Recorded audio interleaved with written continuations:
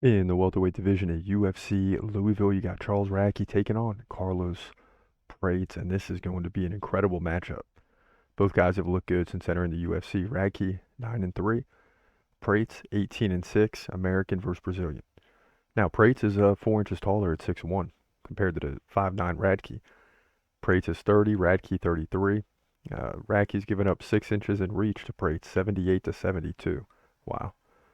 Radtke fights right-handed. Prates fights switch stance, so he can go righty or lefty at any time. It's always an advantage. He also lands 4.4 significant strikes per minute to 3.3 for Charles Radtke, so that's an advantage. Radtke can land like a takedown every 4 rounds.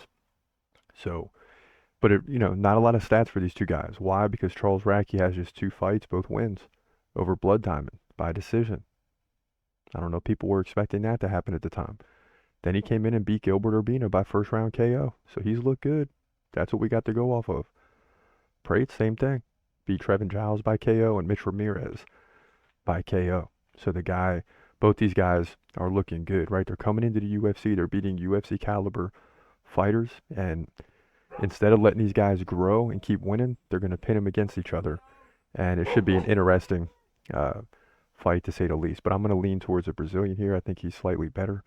Right, he lands more significant strikes. He can switch his stance. He has 18 wins.